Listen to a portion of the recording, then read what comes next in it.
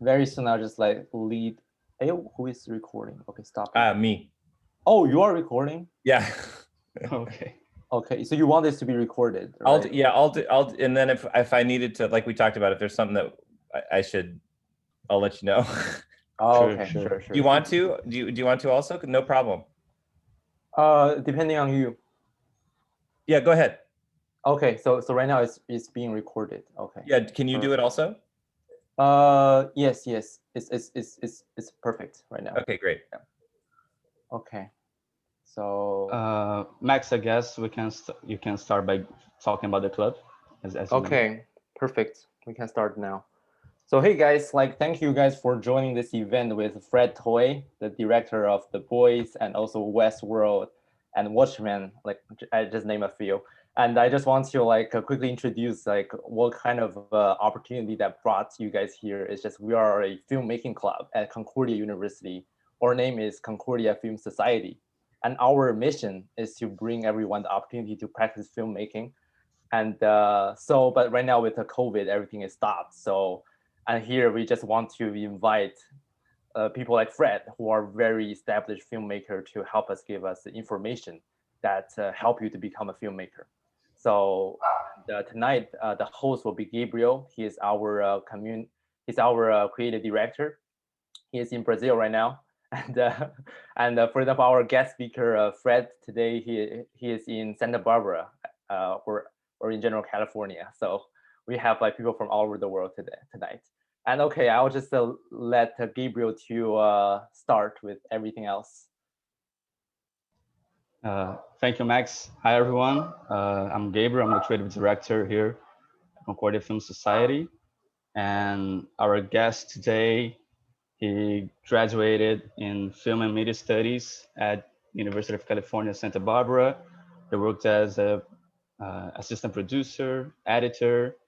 He later directed episodes for Alias, Fringe, CSI, The Good Wife, more recently Watchmen, Westworld, The Boys. It's an extensive resume. Ladies and gentlemen, the one and only Fred Toye. Fred, how are you? Thank you so much for being here with us. Very happy to be here. Thank you. Thanks for having me.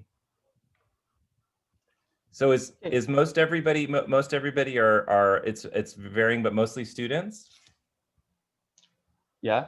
Yeah. That's what we were looking for Cool. Great. during the marketing. Yeah. Great. That's exciting. Okay, so I'll start with our conversation. Oh, just reminding everyone that this is not a strict formal interview. We want this to be a casual conversation about filmmaking.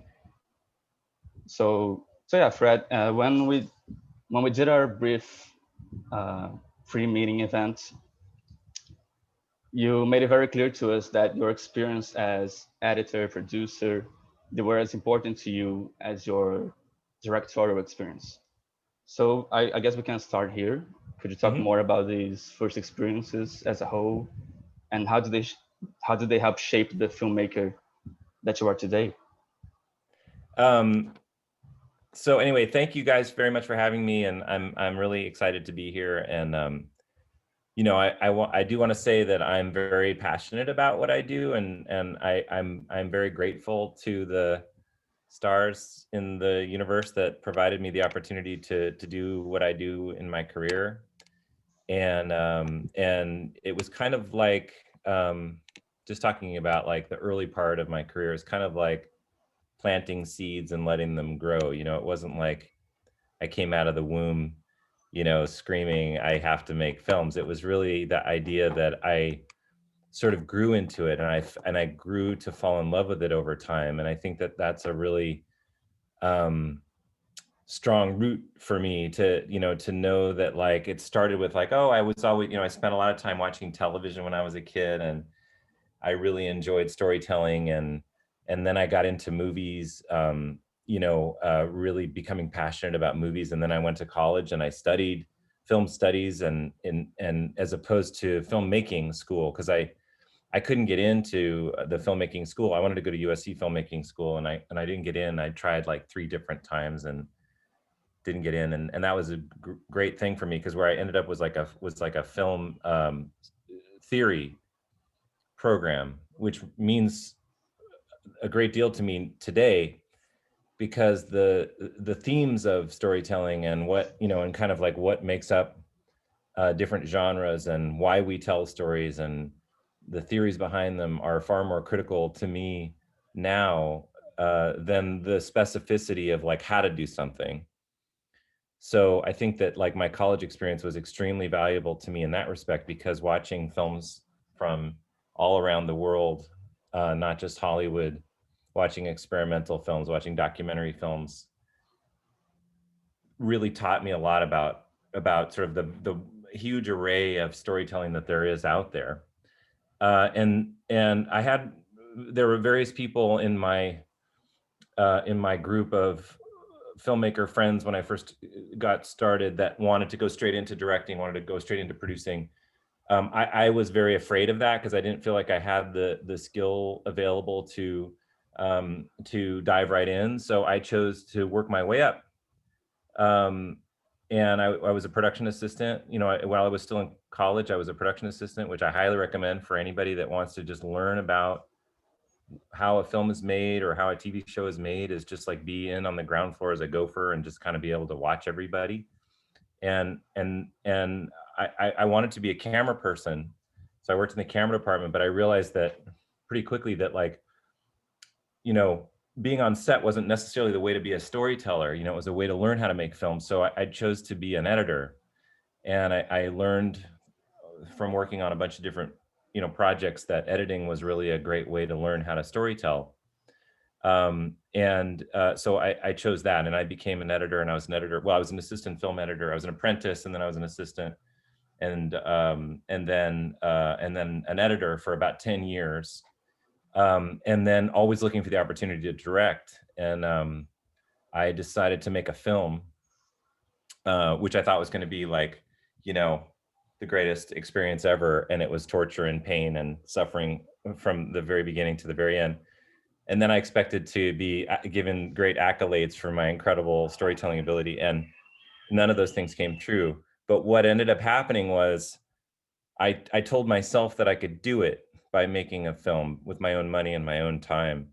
And I think that investment in myself meant a lot.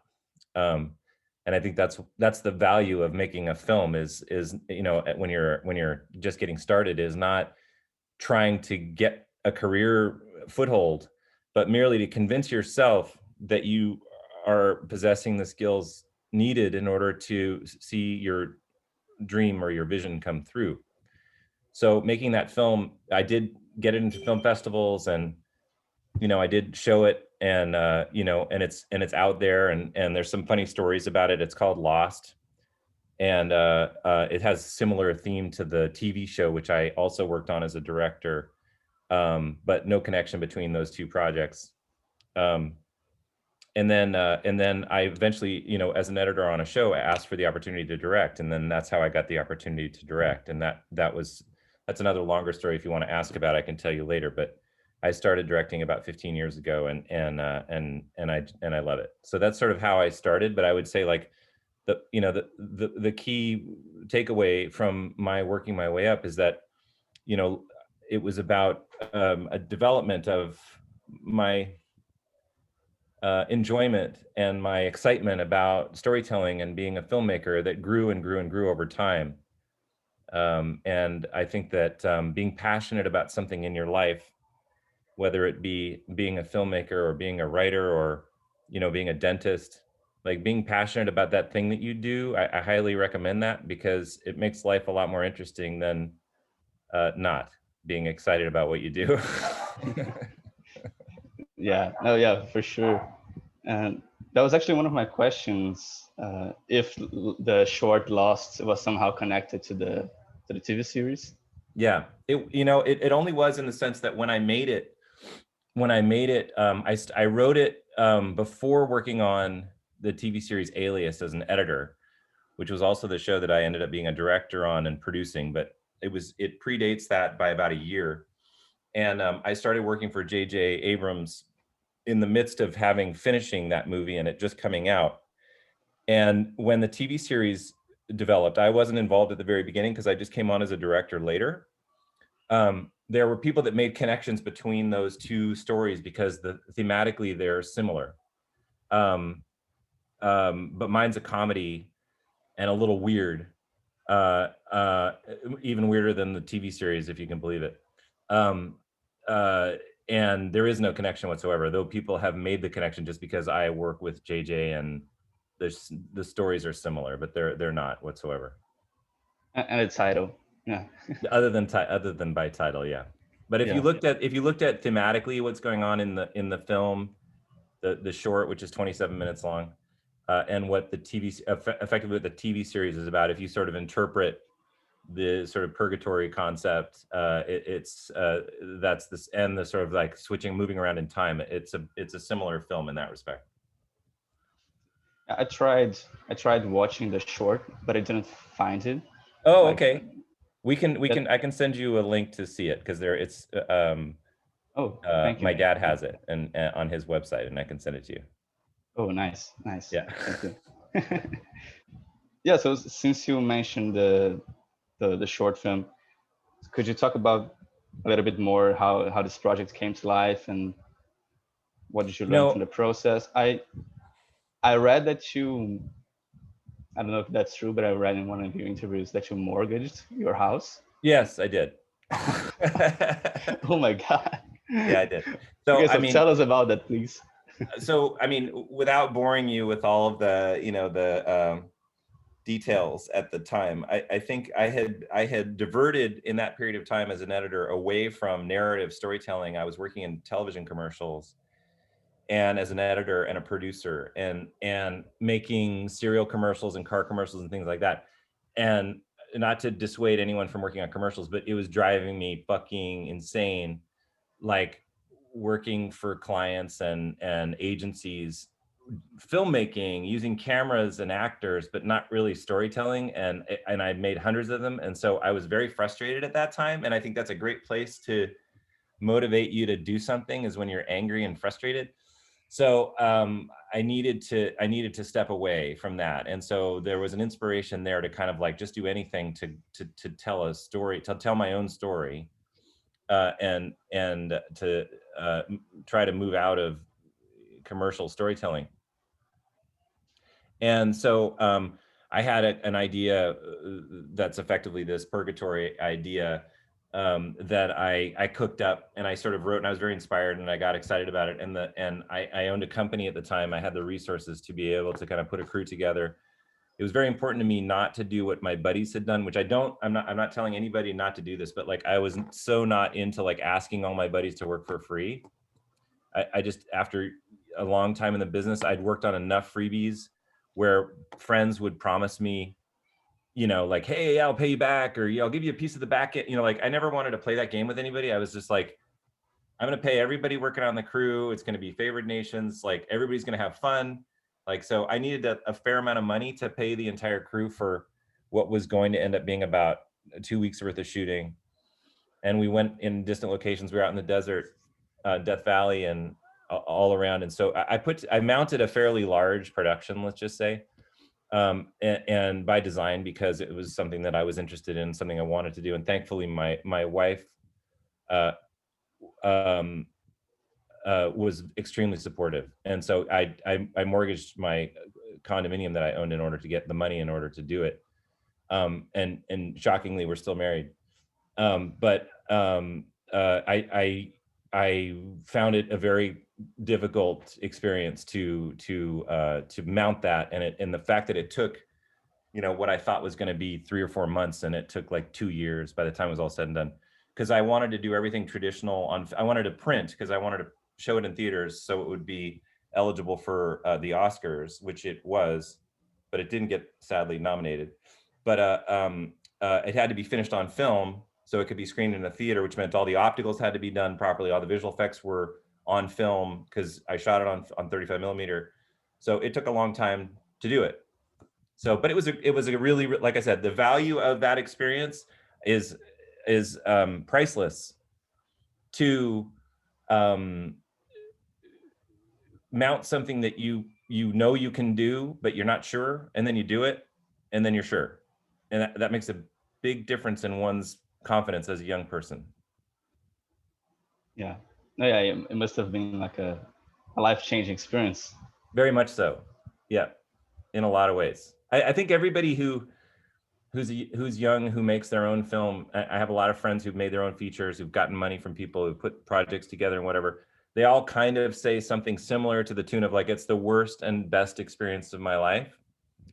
And I think that like, if you go into it embracing that idea that it's like, it's gonna be tough, you know, you're gonna have challenges, you're gonna, like, things aren't gonna kind of fall together the way that you expect them to fall. But if you have perseverance and you know that this is the project that you want to make, and you know that it's going to be good, and you even if it comes down to like, I'm going to have to shoot this on my iPhone, I'm going to have 2 hours to do it, like, just do it, because it's seriously like, it's so valuable and it matters, you know. So you know, I'm not asking everybody to like spend all their money doing something like that, but I'm just saying that like, if you have a film you want to make, or if you have a story you want to make, and there are the resources available to make it for you, like, do it. That's a really inspiring story, I gotta say. It sounds a little more depressing to me than inspiring, but okay.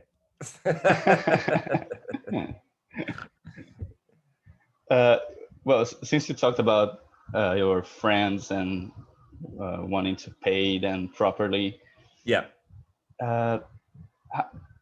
You know, when we're starting making connections and meeting people, it's certainly one of the key points.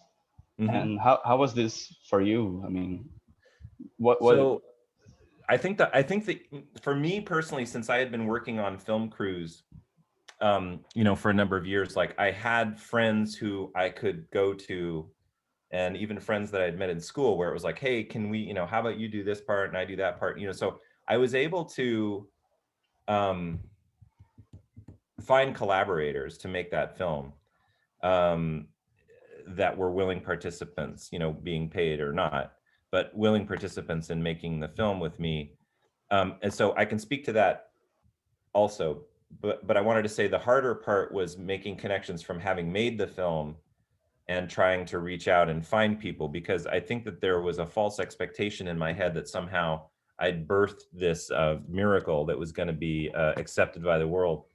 And it wasn't how it happened. I'm not saying it was a disaster. I'm just saying that, like, I think I had false expectations of, you know, that people would be running to me with contracts, right? And it didn't happen that way, but it doesn't happen for anybody that way. And I think that if I understood that a little better, I would have gone in with a little bit more realistic picture. And I think making connections after you've made your film, in terms of like getting it out there and word of mouth and trying to find, you know, avenues to have it shown and stuff like that, that requires an incredible amount of patience and perseverance and willingness to accept no's as a maybe, and continuing on to find your way to get people to sort of like embrace what you're doing. And I think that you can, it's just like the, you know, the seeds, you know, or the kindling, you know, to catch fire, you know, it just takes a little bit of time and perseverance to let that grow. But going back to, so that's the lesson I learned from it, but like going back to like finding people to work with, it's just like anything, like finding friends, you know. It's just like, if you have a friend that like you love talking about movies together, and you're both huge fans of Rambo, which I'm sure all of you are, you know, you talk about these films and you realize that like, oh, we're in sync with each other. Like, we both think this is really great. Like, let's talk about what, you know, what we could do together. And then you start talking about, you know, various storytelling ideas. And then and again, it's like setting the kindling and letting it grow into a fire. So to me, you know, making the connections was about finding people that were like-minded, just like any, you know, making friends in any way, you know, just finding people that I knew that would be passionate in the same way that I was. And, you know, and also the other thing too, is that somebody had told me, I don't remember, oh, I got the opportunity to work for Robert Wise, who was one of my mentors and heroes, who was a director of The Sound of Music and West Side Story and the original Star Trek film and The Sand Pebbles and a bunch of wonderful movies. And he was a very prolific filmmaker. He had a whole bunch of different genres that he worked in. And I wrote him a letter when I was 23 24 or 25, I think, something like that. Very long letter, handwritten, telling him what a fan of his that I was, and that I wanted to meet him. And he was president of the DGA, I believe, at the time. And he sent me, he made a phone call. He called me and he said, "Hi, this is Bob Wise," and I freaked out. And he said, "Why don't you come in and meet me?" So I went down to his office, which was on Robertson, and he had the little marionettes from The Sound of Music in his office, and and he sat down, and I asked him, what does it take to be a director? And in so many words, he said, decide that you're a director, and that's it. And it wasn't left hanging like that. He sort of explained himself. But the point is that, like, once you've told yourself that you are the person that you want to be, that you're doing in your mind the thing that you can do, it starts to materialize on its own. And I think that was really valuable for me, because once I decided to make the short film, which was a few years later, I had decided that I was a director. And once I decided that, then people around me believed it. And I think that was really a big step for me, was convincing myself that I was capable. It's a kind of a mental game you play with yourself, I think.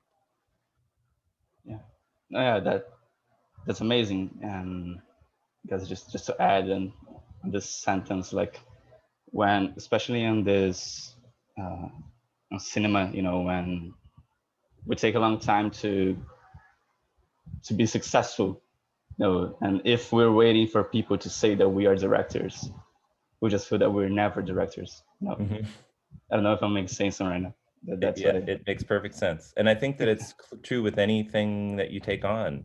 If you believe it and it's there, and you envision it in your head, and it doesn't have to be about weeks of controlled therapy and isolation tanks or anything like that. It's just literally like, I know I can do this, and it will materialize. I mean, whether it would be being a cameraman or people sense. That's the other thing too, is that I haven't mentioned in this conversation. I found the film industry, in my experience, to be incredibly welcoming, because a lot of people ask me questions of like, well, I hear it's really competitive and dog eat dog, and people, like, it is competitive because there's a lot of people that want to do it.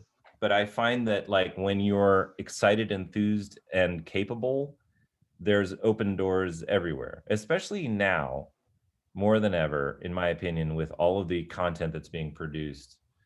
I think that there's a lot of opportunities. You have to find them, and you have to look for them, and you have to persevere, and you have to meet the right people, and you have to do interviews, and you have to eat a little shit here and there. But I believe there are lots of opportunities available. And I would just if anybody has a question about, like, hey, how do I get into the industry? I would say, there are lots and lots of ways to do it. And I think there's a lot of opportunities open to people. So I just wanted to say that on the outset, because I don't believe it's a closed industry. I don't believe it's a business where opportunities are only given to the very select people who it's who I think that there's a lot, people like creating, and there's a lot of money floating around right now being used to make films and TV shows. And I think that there's a lot of crews out there. And so I would just encourage everybody to be excited about the industry, because it isn't dog eat dog. It isn't a closed negative environment. It's very open and positive.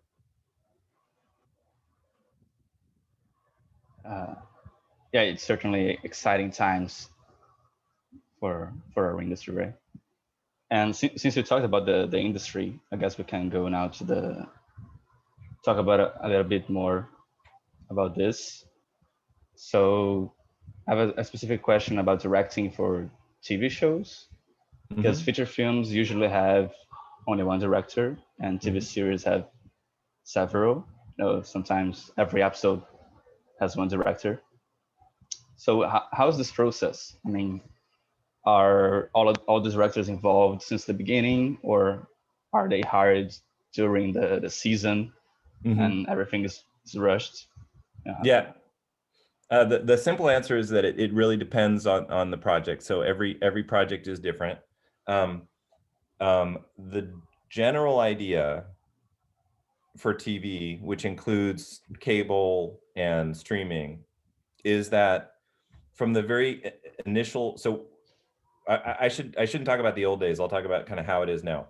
Feature film and streaming and TV are very similar in their development process today, and they never used to be, but they are very much similar now. And that is that, you know, it's the acquisition of IP of some kind, of some sort of entity. It's the discovery of the idea. It's the pitching of what it's going to be. You know, that's all happening sort of like when the studio or the people that are paying for it, you know, the streaming company, are sort of like looking for projects, and once that's been set and somebody's like, we want to make this thing, whether it be a movie or a TV show, it's all the same leading up to that process, right? Once you finally sort of said, let's go, we're going to do it, the key personnel are a bit different. So like in a feature film, it's the director and the producer of that film, like the boots on the ground producer, that are the ones that are effectively in charge of making that film. In television or streaming, generally it's a writer producer who is the primary storyteller. And in the case of the first episode of a TV series, whether it be 4 episodes or 400, the initial director of the pilot is the one that sets the look and the tone of how it's going to generally be filmed. Is it gritty? Is it slick? Is it, you know, is it scary? Is it funny? That's the director of the first of the pilot episode, followed up by, you know, generally speaking, what they like to do nowadays is if Netflix picks up your show and you're a pilot director on that show, you're an executive producer also on the show as the director. And generally they want you to direct at least 2 of them in the first season. The seasons are never longer than 8 or 12 episodes, maybe 13 on streaming, because they move through these projects very quickly. If it's good, they take it. If it's not good, they move on, right? So they want to make a sort of initial investment that's going to be, you know, a significant investment that's going to like put it forward and see how it does. And then after their 8 episode season or their 12 episode season, they want to decide whether they need a second season or not. That director from the pilot usually will do the second episode as well, and maybe the last one of that first season. And in between then, they're choosing directors of like mind to continue that vision. So as a director of a first season show, and you're coming in doing the third episode, or sometimes the second episode, the third or the fourth or the fifth, you want to be of like mind with the pilot director about the style and tone of the show. And so that's part of the job, is to figure out kind of like what is the undercurrent of the style of storytelling, and then bring your own unique vision to that story so that there's variety within the season, and that people are getting a sense that like there's a lot of sort of I don't know, unique ways of telling the story, the similar story. Whereas like, for example, with The Boys, you know, that's a show where there's only 8 episodes in a season, but if you watch the whole season, you can see it's the same story, same characters, but you notice changes between the episodes because each director brought a different kind of a vision to it. Their interpretation of what does that mean, a subversive story like that. It can be told sort of in a funny, ironic way. It could be told in a very serious way. It could be told sort of ridiculously. And I think each director within a season will give it a different spin. And I think that the writer producer who is in charge of the overall season wants that kind of variety so that they can find the show, because they don't, you know, there's only so much you can envision when you're writing something. So you need storytellers to come, both writers and directors to come, and actors to come and show you what your show is.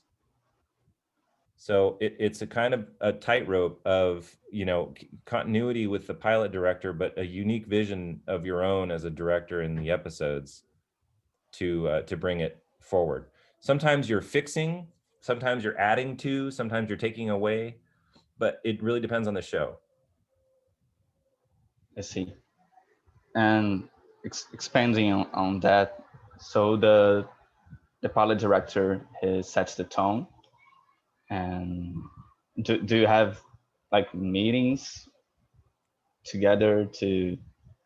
Depends on the show. I'm going to work on a show called Terminal List with Chris Pratt in about 2 months for Amazon, and the director's Anton Fuqua, who's a feature film director, and he wants to meet with, there's only 2 other directors, so he wants to have us all 3 to get together and talk about, this is what, what's your idea, what's your vision, what's your, like, and that can happen. Conversely, I'm about to go do The Walking Dead, and I'm not going to meet any pilot director or anything. Like, I'm literally just going to watch the show and have my own interpretation of what I think the show is. So it really depends on the show. It depends on how involved sometimes the pilot director wants to just do their thing and leave. They don't really care what anybody else is going to do after them. And sometimes they're deeply involved, intimately involved in the way the show is shot going forward, because they want to see it. Like, for example, Francis Lawrence, who directed the pilot for C for Apple TV with Jason Momoa, he gave it an extremely unique look, that show.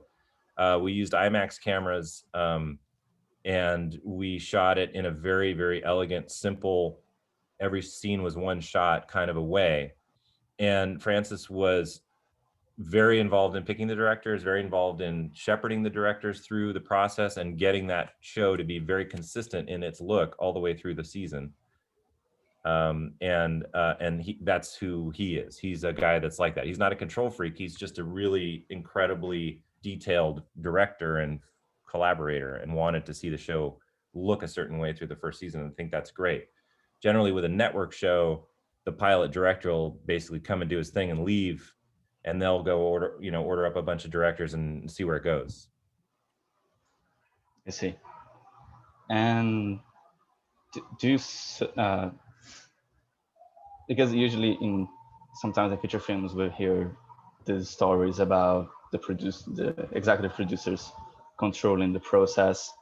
So how is that with TV shows? I mean, do you suffer a lot of pressure or control from the showrunners or the producers? Sometimes it's crazy amounts of control, and sometimes there's none at all. And I've experienced both.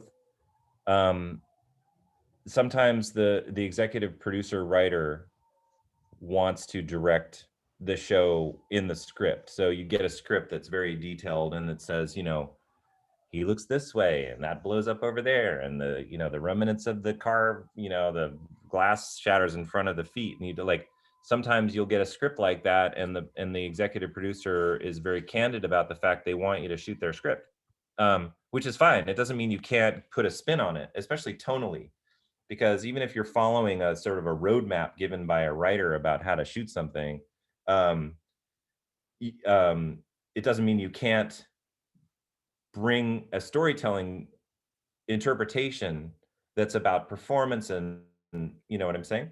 Conversely, there are writers that don't write any of that stuff in the script, and they expect you to direct it, which is awesome. I love that. Like I work with Robert and Michelle King, who do The Good Wife and The Good Fight, and they're now doing a show called Evil. They don't write much stage direction. They write a little things here and there that they want to see, like I want to see an insert of this or that. But effectively, like what happens in the scenes, they write the words for the actors to say, and they leave it to us to figure out how to show it. And I find that really fun. Sometimes it's good both ways. I mean, sometimes when you get a really detailed script and the challenge is about how you're going to execute it in that way when it looks impossible when you read it, that's fun too. So it depends on the producer. Personally, if I were a writer producer, my feeling is I would write very sparsely, because I find that when you invite creative talent in to work with you, whether it be actors or directors or other writers, and you allow a space for them to fill it, that you will end up with something better than what you had in mind. So personally, my feeling is when you look at scripts from the old days, from classic Hollywood, and you read Sunset Boulevard, it doesn't say, you know, Norma looks to the left, she sees a, you know, a screen, she looks back, she looks down and she sees her feet, and then she looks back. You know, it doesn't say any of that shit. You know, it just is like literally like there's no dialogue at all. It just says, you know, Norma looks at the screen and imagines her life as it once was. You know, let the director, he wrote the director, Billy Wilder, wrote that movie, so it's not fair to use that example, but I'm just saying that like when you allow a script to just have interpretive and suggested story material, you can, as a director, you can fill in a vision that gives it an additional layer of kind of energy and power. So I think that that's what the, you know, would be my preference of if I were, you know, if I were a writer, executive producer, that's the approach I would take. Nice. Yeah, and I think that goes back to what we were talking about, collaboration, right? Mm-hmm. So if you block the collaboration, I don't know. Yeah. I'm seeing some questions here and some raised hands. So just let you guys know that we'll have a Q&A shortly. It's already 7:40. Wow, that went by quick. So Fred, I guess we can go to the scene breakdown now. I don't Okay? mind. I have more time, so you're okay if you want to keep going. If you wanted to finish your questions, it's okay. Oh. Okay.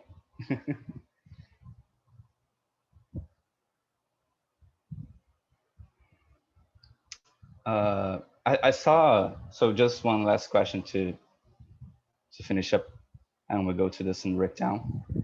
I saw another one of our interviews, actually not an interview, was a note-taking of a panel that you did with Judith Weston. Oh yeah. Mm-hmm. Yeah, and you talk about something like called result direction. Mm-hmm. So could you explain to us? Oh sure. Well, directing actors is a whole art form that I think is super fun. It's probably my favorite part of second favorite part of the job, and it's a lifetime a journey for a director to learn communication skills in order to talk to actors. And you know, in my time, I've had the opportunity to work with a huge array of talent, amazing actors. And I have to say that, like, you know, on the outset, part of my enthusiasm about my my career is due to the fact that in my time with actors, it's so fascinating to me, like what they do, and so unexpected most of the time, that it provides me an incredible energy when I'm looking for inspiration. So I love working with actors. I love what they bring. I don't have any problem with the drama, you know, with like he's not coming out of his trailer, you know, she just threw up in the bathroom, she's not coming to set. I hate this script, I won't say one of these words, you're an asshole. Like I don't mind any of that stuff because it's all part of the journey of being a director.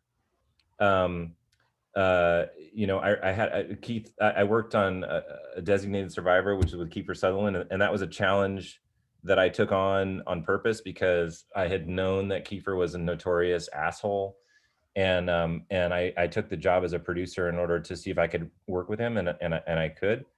And I remember talking to him one time, and I was like, "Dude, why are you freaking out about this? This is the most ridiculous, like." Yeah, we'll get it done. It'll be fine. It was over this, I don't remember what it was over, but it was over something stupid, something trivial. And he said to me, he's like, Fred, what part about me being an actor don't you get? Like, we get into drama, like we're dramatic people, like we love drama, you know? So I'm going to be yelling about stuff all day because I love drama. And all of a sudden this light bulb went off and I was like, oh, okay, these aren't human beings. Like these are people who just love to play and to like feel and to emote and to, you know, so it's like super inspiring for me to like realize that it's like, oh, okay, so this is sort of like a page in the book, you know, which is great.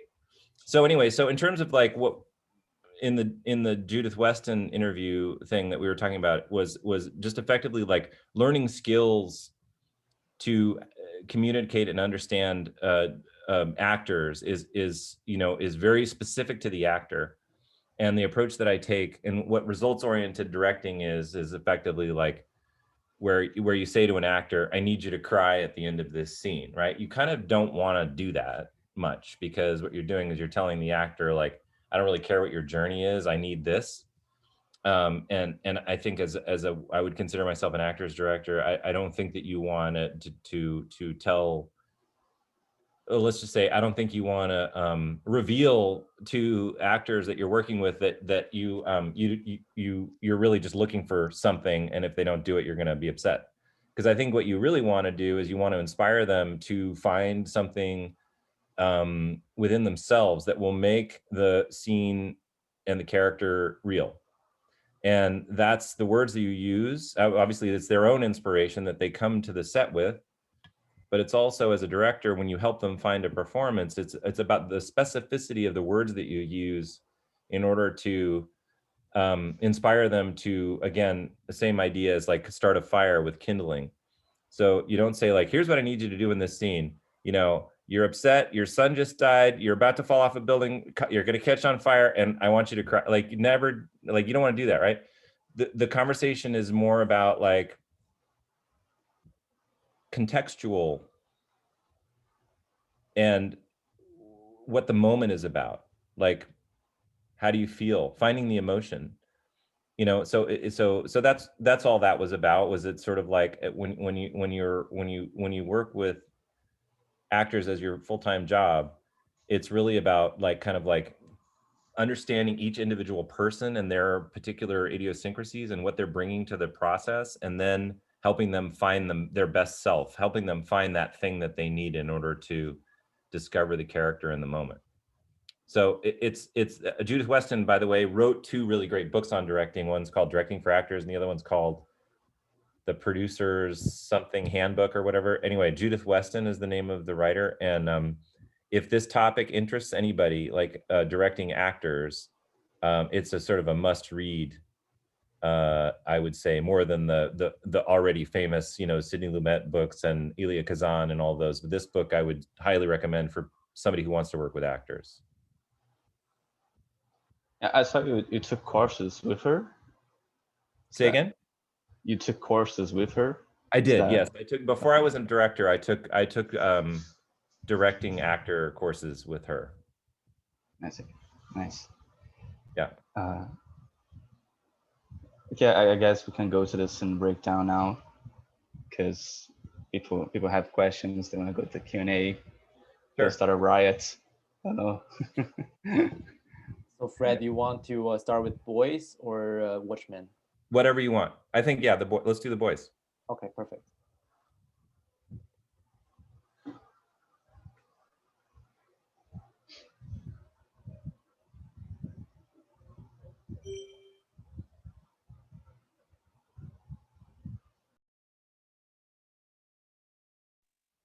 Yes, the video is finished.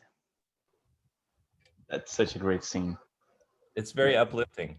I love it. I love the scene. No, that's not true.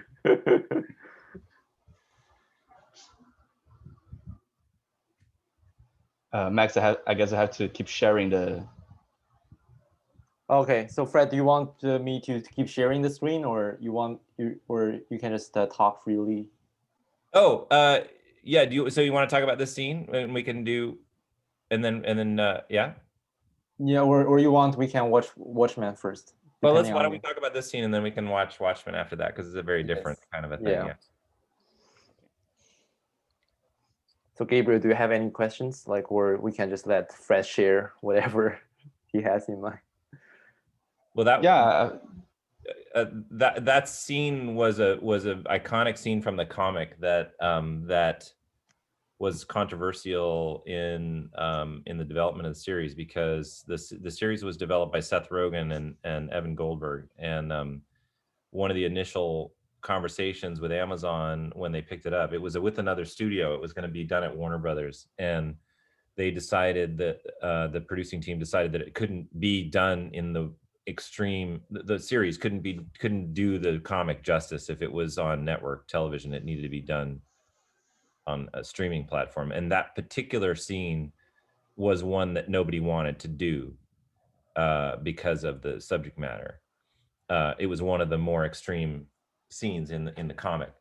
And so the showrunner, Eric Kripke, had fought for it when he came on the show. He was like, we have to do the airplane scene.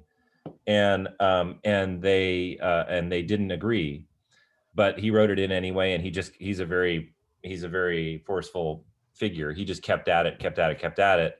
And they finally capitulated and they did it. And it was in, the episode that I did. And we talked about it at great length before doing it, because the idea was, well, how could we afford it? And how could we, like, what were the components that were going to go into it? My particular take on it was that I thought it would be most effective if it was all extremely intimate, taking place within the airplane without any outside shots, that it just be all done inside, so that there was a claustrophobia to the idea that these two powerful figures were choosing to do nothing. And I felt as though the only person that could really provide you any objectivity was Maeve's character, and that she be effectively like the Greek chorus in the room, sort of objectively saying, like, why can't you just pick the plane up? Why can't you, like, fly people to the ground? And the absurdity of Homelander's point of view was that, hey, we're here for a publicity stunt anyway. It's gone wrong. Let's just fuck it. We're just going to let the plane crash. Was kind of the point of those characters, and that this scene encapsulated effectively what the core cynicism of the boys' show was. And I felt as though it was best done extremely horrifyingly and intimately inside the plane only. So we figured out how to get a mock-up in Toronto of a plane, which was not easy. And we allotted a number of days in order to execute it. And it was technically it was difficult, but it was fun. It's fun to do that kind of thing. Yeah, and what you talked about, intimacy, I guess that really comes out when sometimes we see the camera from the point of view of someone that's sitting on the plane, right? Yeah. I think that's really great. And Ugo also said something nice here. He was wondering how was to direct the two actors, Maeve and Homelander. So I think for this particular scene, and with a number of action scenes in my experience, it's a little different doing this kind of a scene than doing two people sitting at a dinner table, in the sense that with the I'm talking about specifically with the actors, is because many technical things are coming up that require just the actor to comply with the production element in order to get the shot. So the way I approach that is, when you're doing a sequence like this that takes a number of days, but ultimately when you watch it, it's only 5 minutes long or whatever, and there's a narrative thread for the performances, is to get together with the actors in advance to have an informal conversation about the intent of the scene and what the director's point of view is versus what how the actors read it and what they're seeing. Very often they're not sure not only what the director plans, but what they're going to do in that moment. And I want them to have the opportunity to talk out what their feelings are in advance, so that when we're all standing there together and there's something technical that has to be done, that they can still find the performance, because we've already talked about in advance, like what the goal is, what their personal goals are, what my personal goals are, and how we're going to find it together. So in the case of this scene, the logistics of the lighting rig and the stunt guys and the wire rigs that are all inside that plane, and having 3 cameras in there and doing, like, it's very complicated. And the actors have to kind of hit marks, and they have to sort of be where they're supposed to be, and there's not a lot of improvising. So you have to get ahead of that with them and plan it out. Now, I didn't do a rehearsal, quote unquote, with them, but what I did is I did a couple of meetings where we talked about that scene in prep, and then I brought them down to the mock-up when we had started to build it on stage. and I walk them through, you're going to come in here, and this is what we're thinking is going to happen at the cockpit, and this is a different set, and that's going to be shot a different day, and this is what's going to happen there, but when you come back, it's got to be this. And once the actors can see that in their head, and it's no longer just sort of like, what's the feeling I'm going to have, but like literally, what am I doing in the scene physically? Then they can start to piece these things together. And when you shoot it out of order, which you always do, they can bridge the gaps of like, I'm here in this part of the scene, I'm there in that part of the scene, which is one of the biggest challenges, by the way, for film and television actors, is to assemble a performance in pieces, not shot in continuity order. A huge challenge for actors to discover a performance out of order. So part of my job is to provide them the tools in which they can understand the linkages between the various scenes in their head, so that when they are shot out of order, they can arrive at the performance that they're hoping to arrive at, even though there's no connection to something that they haven't shot yet. Yes, certainly. I just worked as a first assistant director in a film set, and it was with a company of theater actors. Mm-hmm. And that was their greatest challenge, to shoot out of order, not to have the continuity they had in theater. And to answer this question, the reason why you shoot out of order is always, if you could shoot a movie or a TV show in continuity order, it would be great for the actors. It would be wonderful. It'd be great for the director. It'd be great for everybody creatively, on a creative level, because what you're doing is you're like starting at the beginning and you're developing and developing and developing and developing, right? The problem is that it's very, very expensive to shoot. It's very expensive when you get 150 people all together on payroll, on overtime, and blah, blah, blah. And once the meter on that taxi has started, you pretty much, and when I say the meter, I mean when everybody's working on it and the money's being spent, the schedule has to be designed around efficiency for the company. So the efficiency lies in, we already have this set. We have 4 scenes where there's 2 people on this set, 2 people in a room. Those 2 actors are available that day. It's our first day. That's where we're going to start. Now, those 4 scenes are not all concurrent. They're spread around in the story. So the actors have to shoot all of their scenes in the diner on the first day. And then the second, and the reason why you have to do that is because moving sets, if we're in the diner set and then we move to the airplane set and then we move back to the diner set, we've just been completely inefficient, right? So you want to shoot all the pieces in the same place, and then you want to go to the next piece, and you want to shoot all those pieces together. In the case of the airplane scene, pieces needed to be shot out of order because the airplane itself changed as things happened to it. The lighting changed, the masks come down, the cockpit explodes, the guy gets thrown out the window. That can't be done in the first thing. Like one of the first things that happens, the guy gets sucked out of the window. Well, we couldn't do the sucking out of the window first because that was a whole rig. There was a green screen out there. There was, the plane had to be rigged overnight in order to get that guy to fly out. A whole bunch of things had to happen, and we couldn't shoot it in order. So it had to be shot out of order. So anyway, that's how it kind of works, is like you work out these logistics, but unfortunately the actors have to figure out how to piece together their performance, though you're not shooting it in order.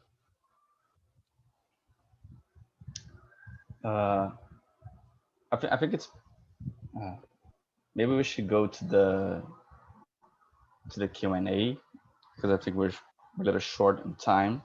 It's okay. It's okay? I'm good, yeah. Thank you, Fred. Okay. I just have a quick question. Like, how many days it took for that scene to be made? Like, so it took 4 days, within a half a day extra. So it was like 4.5 days to do it.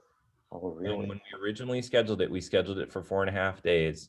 And as always happens on a film production, you show a scene that is 6 minutes of screen time taking 4.5 days to shoot, and the money people will tell you, you're crazy, we're not doing that.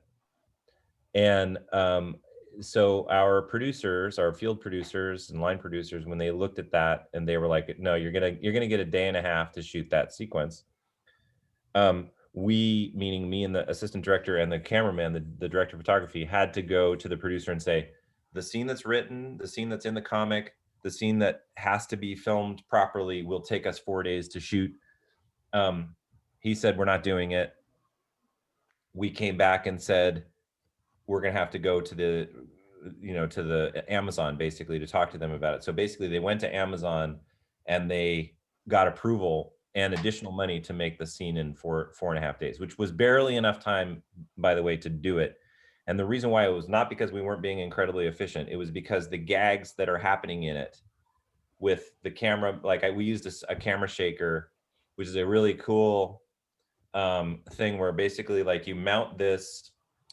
So here's the body of the camera, here's the lens, here's the matte box where you put the filters in. Right in between the lens and the matte box, there's this little image shaker machine.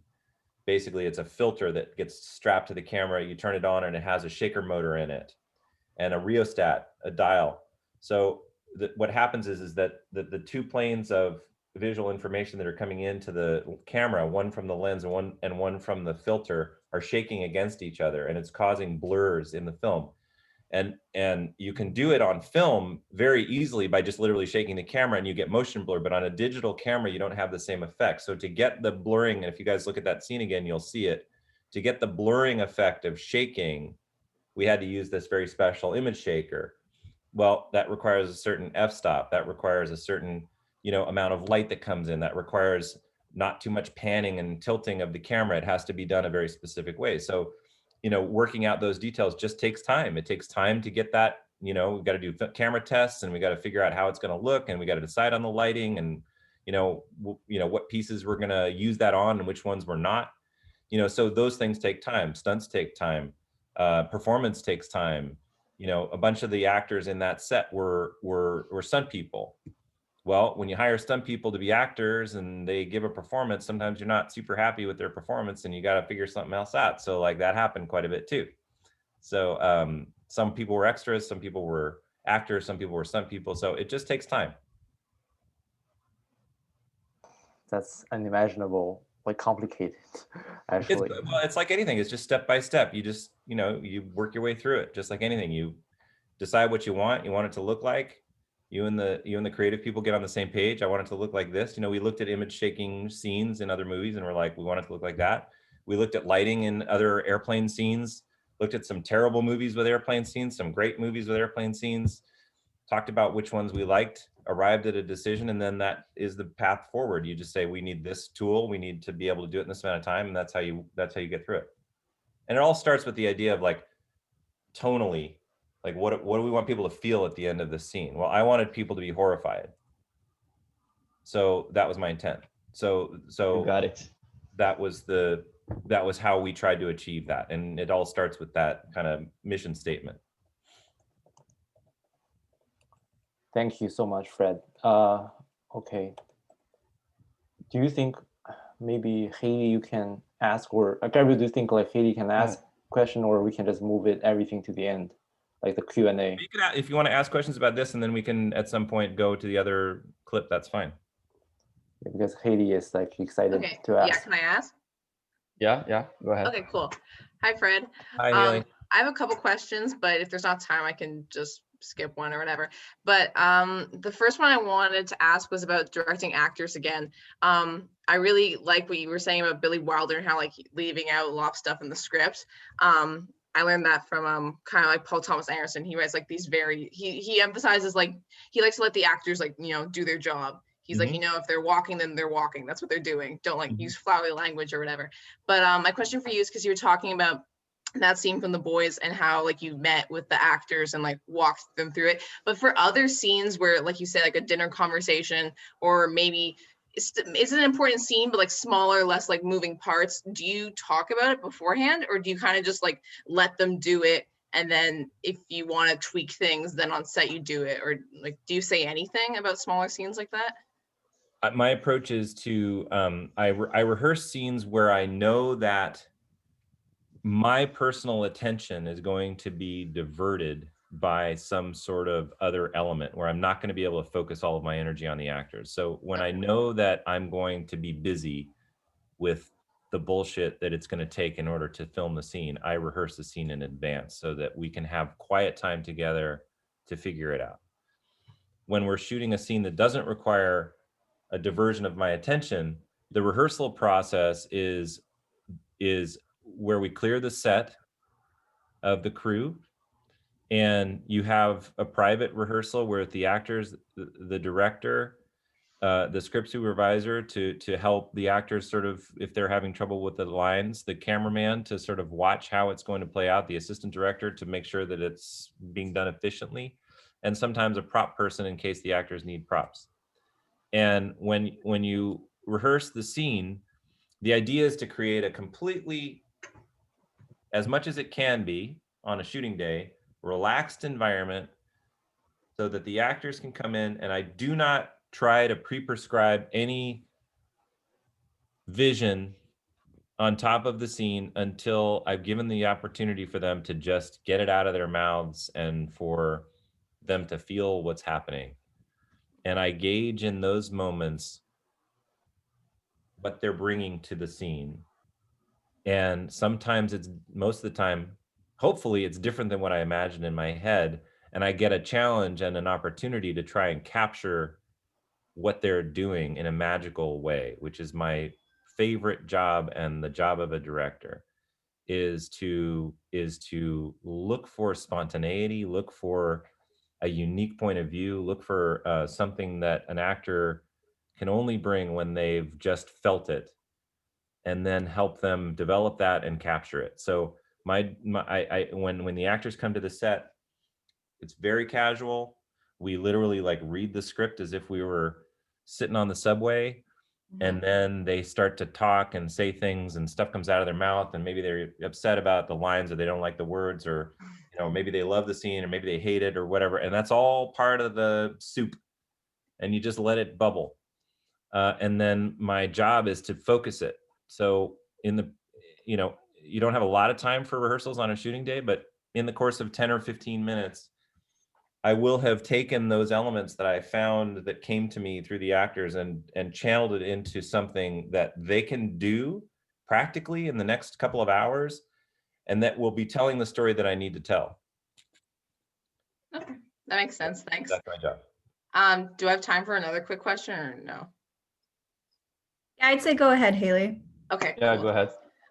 The other one goes way back to the beginning of the talk about, you were saying like, it's good to be a production assistant and kind of learn, just be on a set and like learn how that works and move up. I hear a lot of people say that. And I was just wondering, because obviously like, yeah, you just have to meet people, put yourself out there, find other people of common interests and things.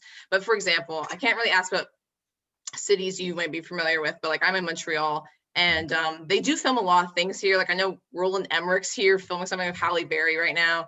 X-Men was filmed like 5 minutes from my house. But like how do people recruit? How do these like film? I mean, I don't think the directors are getting PAs, but like how are they recruited? Because I can work walkie-talkie, like I can help do things. I'm sure I'd be good at it, but I just don't know like how to get on those sets. Well, I can say that I can't say how specifically local producers find talent, but I can say that one thing I do know about Montreal, Toronto, I work quite a bit, in Canada, Vancouver.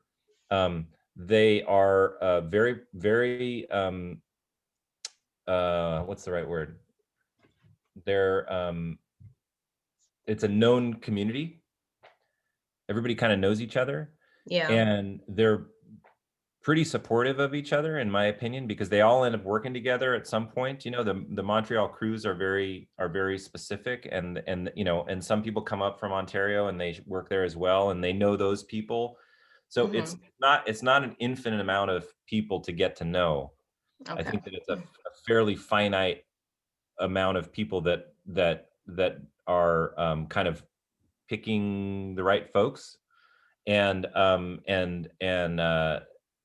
once you find who those people are, sometimes it could be through the film office that because the film office is always promoting film production. So like the film office, through a location manager, sometimes through a production manager, if you can find one of those people locally, those are the folks, that, and also, I would recommend, going for, studio productions or CBC productions, like legitimate productions rather than like, oh yeah, I know this guy who's making this, you know, try to get in on professional productions because you'll learn more that way. Makes sense. Thank you. Alex has his hand raised. Yeah. Hi, Fred. Hi. Nice to meet you. I'm probably one of the few people here who's interested in your work as an editor as well. Oh, cool. I'm wondering. Well, it kind of ties into the earlier question as well. How much would you say your location is has an impact on how much work you get and how far you get in the industry, both in post-production and as a director? Okay. This is all changing now with COVID. I would say I'm not the best person to ask because I have to travel for work. I don't get to work at home anymore. And I grew up in Los Angeles. I used to work at home. So, you know, the only thing I'd say about post-production is that what's changing is right now, things that are being filmed are being remotely posted 100%. Nobody's sitting in editing rooms anymore right now. Now, that's expected to change for some productions, but I know for sure that the editors are starting to get used to the idea that they can work from home and that these new systems that are established, I've used a number of them, it's just like being there because you have the two screens, the FaceTime, you have also their remote screen plus their playback screen, and you have two-way communication, plus you hear the sound. It's really good. If you get a good system at your house, you can have great sound. So it's very attractive, the idea of working remotely as an editor. And that I think that's gonna continue for a little while. So if talking specifically about editing, I think there are great opportunities to not have to move to some metropolitan city in order to be employed, personally. When it comes to production, you know, a lot of people have said, I need to move to LA or I need to move to New York or whatever, or, you know, Toronto or whatever in order to find my career. I can't say that that's not true because for a number of people it is true. I know a lot of people who've uprooted their lives and moved to a big city and started working in the film industry where you know, I have a ton of friends who are from Vancouver, of all places, where they could be working all the time, and they chose to move to LA because they didn't want to work on Vancouver productions anymore. They wanted to work in Hollywood, and they chose to do that. So I don't want to say, of course you can live wherever you are and work, because I don't think that that's fair to say, although I think you can. It just requires some very specific nuance to you know, stay employed and stay in contact with people who are doing professional productions and yet keeping you in the city that you want to be in. Does that answer your question? Are you muted? Alex is muted, yeah. He wasn't muted yet. Oh, sorry, Alex. Well, Yeah, sorry, I was prohibited from unmuting myself. Yeah, that answers my question. Thank you very much. Okay. we have a nice question in the chat. Erica asks, on the subject of what you said at the beginning, you talked about foreign films you watched. So what films inspired or influenced you? That's a long answer. I think I'm most influenced by British cinema, I would say, which is foreign to me as American.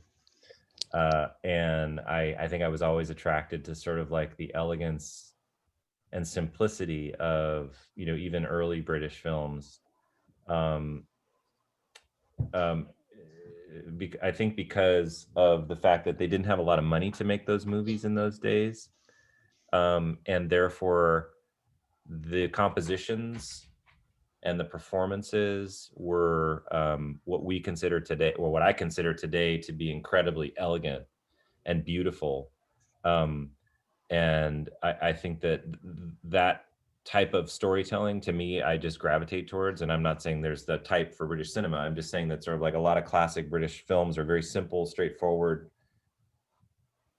beautifully, elegantly photographed. I think I was most inspired by those. Like David Lean is my favorite filmmaker and hero, and I really enjoyed uh, um, the French New Wave films at the time, which were totally foreign to me in terms of like the kind of storytelling and the sort of nonlinear way, sort of emotional way that a story is told in that respect, and the kind of the verite type filmmaking with the camera work and things like that seemed very, it's really, I'm a cinephile, so like all classic film, that's why I say it's a long topic, is because there's so many different things that I get influenced by. But I think the thing that's most inspirational to me is when I go back and look at old movies that are my favorites, is that even though that maybe the technical part of it is maybe not so fresh today, 60 years later, the ideas within those are very new. That's why the 70s as American filmmaking, late 60s to end of 70s, considered to be the seminal part of sort of like the 20th century of American filmmaking, is because even though maybe the technically Alice's Restaurant wasn't super great, or Apocalypse Now was huge and epic or whatever, it's the ideas within the storytelling and the groundbreaking way in which the story was told. French Connection, for example, like French Connection, if you go watch it today, it looks like every other cop movie you've ever seen. Well, there's a reason for that. It's because that was the first time it was ever done like that. The first time anybody ever used a camera like that in a film, in a major motion picture. So I'm just saying, to me, I'm inspired by a lot of different films, but I would say probably British cinema is probably what I gravitated most towards. I guess we can let Eric to. Yeah. Yes, Eric, you can talk. Oh, well, hi, Fred. Hey, How's it going? good. Nice to meet you.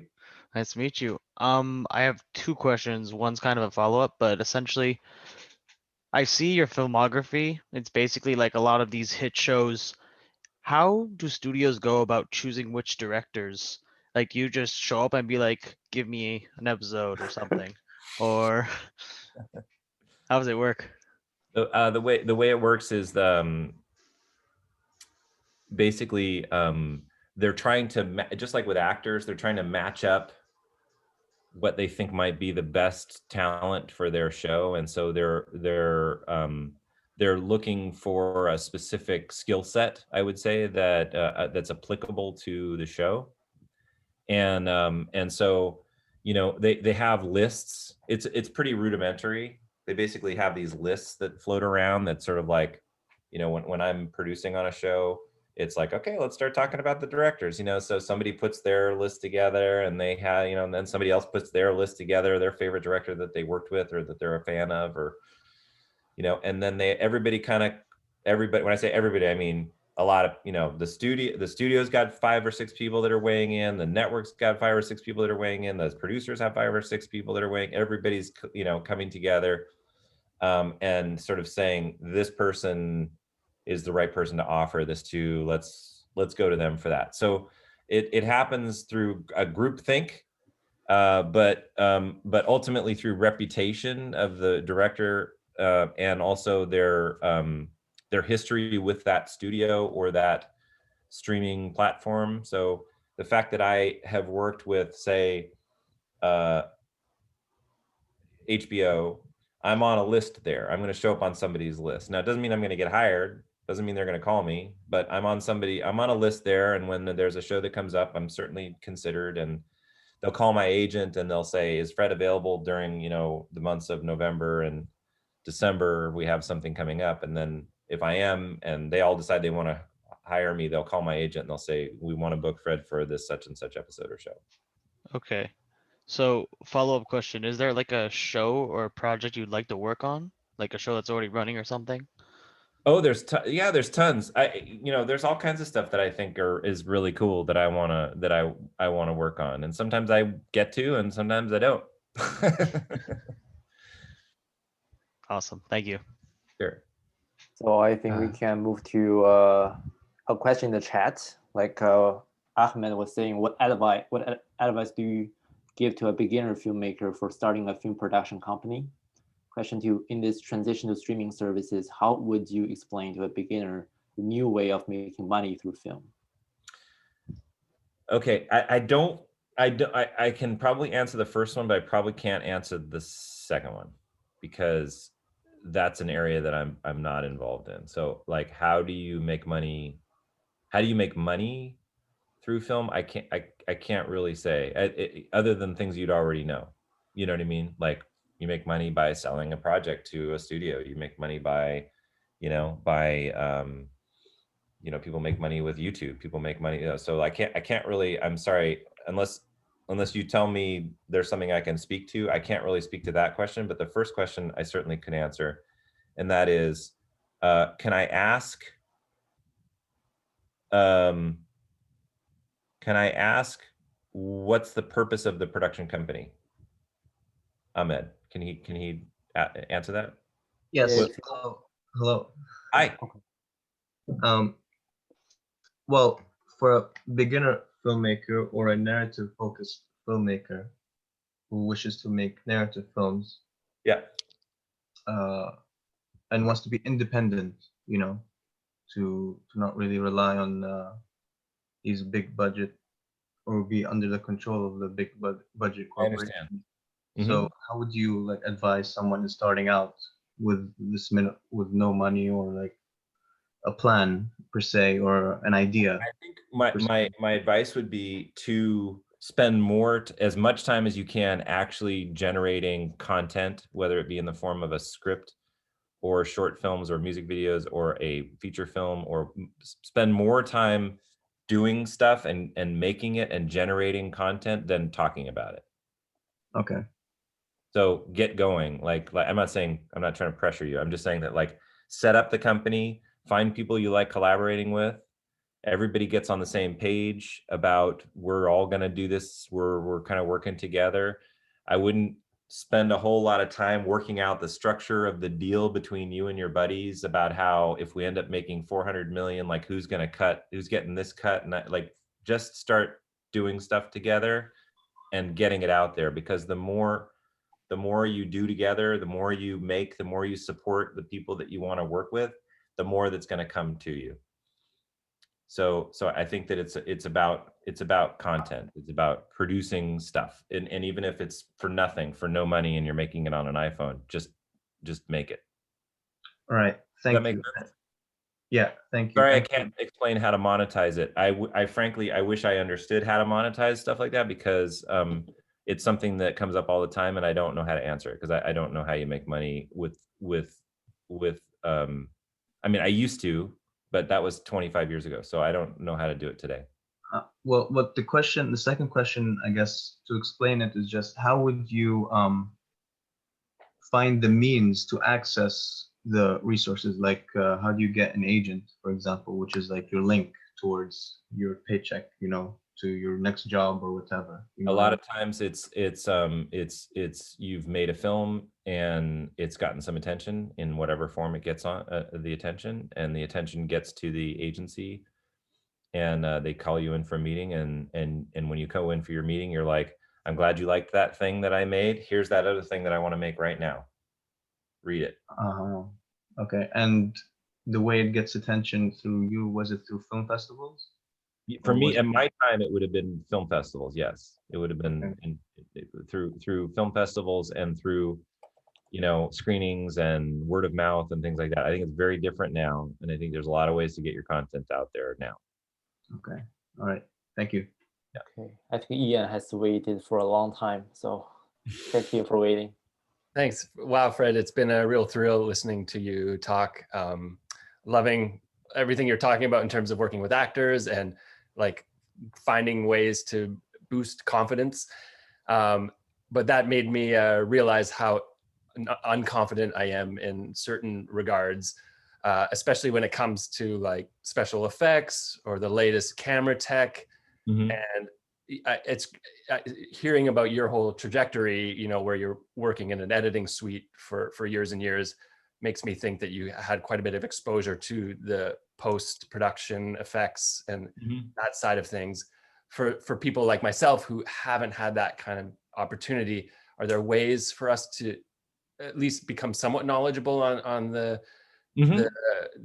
possibilities of special effects and like the latest gear available for camera equipment and so forth? So Ian, right? Yeah, that's right. Thank Hi, you. Ian. Hi. What are you interested in doing as a career? Well, interestingly, I'm it's funny you asked that, because I'm mostly interested in documentaries. Cool. So I have a little production company geared for that. And I don't know. I guess I just feel, and I love the fact that you're interested in more of these older style films. Like when you were saying that, I was like, yes, I can't believe I'm hearing this. But I feel like I'm going to be left behind if that's the approach I'm taking. And just even when I see all the content on YouTube right now with all the kind of slick editing. Yeah. I think it can be very intimidating for sure. And I've always felt that from the very beginning. And one of the reasons why I was so disappointed about not getting into film school was I was like, I'm going to be left behind. I'm never going to be able to learn this stuff.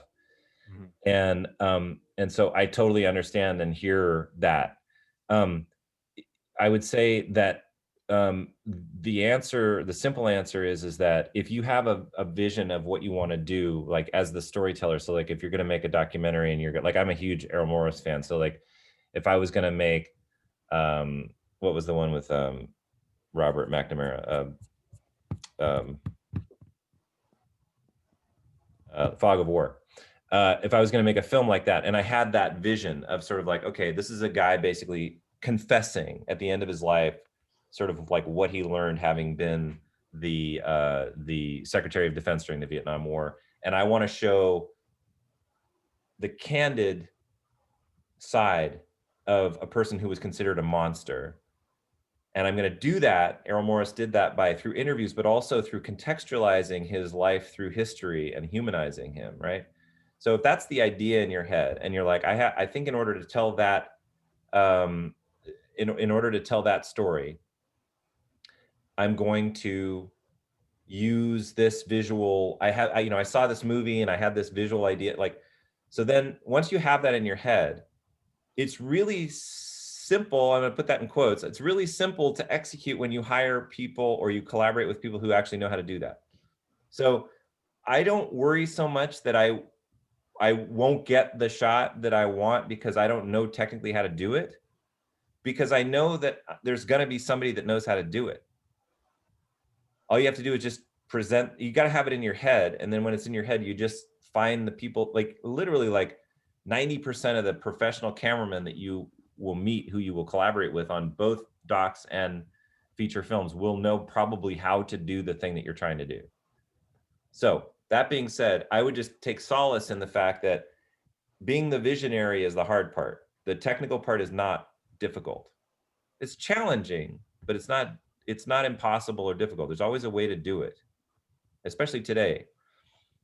But I would say if you want to get up on gear, if that's something that would like be fun to do, like there's these conventions, which they're not doing right now because of COVID, but like there are these like cine, I don't remember what it's called. There's like they're like Vegas conventions basically, where everybody brings all their shit and you get to see how it works. You know, they have these crazy steady cams that the camera spins like this, and they have these weird lenses and all this other stuff. Like there's all kinds of stuff that you can learn about at these festivals, but also you can like look online. You know, it's like, let's say you're watching a movie, you know, a movie that was made in the last 15 years, and there was some crazy shot. You know, like I remember we all studied when Robert Zemeckis made Contact. There was a really interesting shot where after Jodie Foster's father dies, she runs up a staircase and the camera's with her, and it turns from normal speed to slow motion, and she runs up a hallway, and she reaches past camera and opens a medicine drawer to try and find the medicine that's going to save her father, and the image was all in the mirror,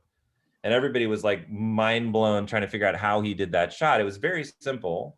It was just a shot, and they did a blue screen of a medicine cabinet, and they superimposed it into it's really super simple, but you know, you can find the answers to these trick shots online very easily. So like if you see a shot you think is really cool, like how the fuck did they do that? Like look it up, because you'll probably find how they did it. You know, it's not that hard. I mean, like Children of Men, for example, I consider Children of Men to be like in my opinion, since the year 2000, like the seminal piece of sort of like definitive storytelling, visual storytelling that so many films have been influenced since, that nobody had ever done since then. Before then, you could look up every single shot in that movie online and it'll tell you how they did it. The Revenant, the same thing. If you're blown away by The Revenant, just look it up. I can tell you the camera they used. I can tell you the Steadicam rig. I can tell you the operator and the guy that did it. I met him and I worked with him. I know how they did it. It's not hard to look it up. So I would say don't be intimidated by that stuff, because it's really based on the story that you want to tell and the idea that you have in your head, and then just finding the right people. Cool, amazing. Thank you for that. Yeah, really, really great stuff. Thank you, Ian. So next up is, if I pronounce her name wrong, I'm sorry. Shaina? Is that correct? Yeah, absolutely. No. Yeah, thanks. So we actually each had a question, if that's okay. Let him go first. Yeah. Hi there. My name's Arno. Really a big fan of your work. Thank you for taking the time. I was just wondering, I was really interested in like when you were talking about the technical difficulties in that scene for the boys. And I was just wondering, what's the most technically difficult scene or shot that you've ever filmed? Like as a you know, it's funny. I'd have to really think carefully about it. What comes to my head is when I was ripping off Children of Men, now that I was just talking about it, like I ripped off Children of Men and I did this really elaborate oneer on a TV schedule that had a bunch of explosions in it. That was a pain in the ass. And it was so hard. And after I did it, I was like, I don't know how they pulled that movie off. And then I started looking into how they did. I'll think of another one, but just because I was talking about that movie, I was like, I don't know how they pulled this movie off. And then I looked it up and I realized that they had done months, and same with The Revenant, months of rehearsals, months, like day after day after day after day, the entire crew not filming, going there with a camera, with the actors, and rehearsing and rehearsing and rehearsing and rehearsing and rehearsing. And that's how they did it. So it isn't magic. Like it isn't these one, it's literally like it's work, and you have to figure out how to do it. So in the case of that shot, or a couple of shots that I did with heavy special effects, the problem is it's totally cool to shoot a huge oneer when it's just actors and weather and stuff like that. That's fine. But you add prosthetics, meaning wounds and blood and things and explosions and visual effects with helicopters. Like I just did a big oneer on Lost in Space. I did the first episode of this coming season, and I did a really elaborate oneer with spaceships and explosions and rain, real practical rain, and it was a total pain in the ass. But it looks great when it's done. But it takes time. And if you do everything in cuts, if you're just like, oh, cut to the insert, oh, cut to the explosion, oh, cut to the wound, it's not easy, but it's a lot easier when you isolate the elements and you just kind of shoot those pieces, or you get the actor to look over and you whip pan over to the thing and then you cut to something else. But when you try to combine it all into a big elaborate thing, it takes a lot of time and you have to rehearse it a lot. Yeah, no, that really makes sense. Thank you so much for your answer. Sure. Sorry, I was wondering, I'm curious about the role of technical advisors on set, and I was wondering if you'd ever worked with one and what that experience was like. It's really important when you're doing period, especially, and medical stuff. As a matter of fact, I learned the hard way not having technical advisors on things that I should have had. On Fringe, we were doing some operations where, because it was a crazy, weird show and they were doing all this crazy, weird medical stuff, and it was all gross and trying to freak people out, that there was no thought going into it that like we needed a tech advisor in order to figure out how physically the organs fit within the body and how you'd actually extract them and stuff like that. So we showed up on set and somebody was like, oh, hire a nurse, she'll tell you what to do. So this nurse comes on the set, this poor lady. And we were like, okay, so we're taking this girl's liver out, and fully expecting her to be like, okay, well, here's how you do that. And she's like, well, okay, well, what do you want to see? I'm like, well, I want to see her liver come out of her body cavity. And she's like, okay, but what exactly do you want to see? And I'm like, okay, we're in a bad place.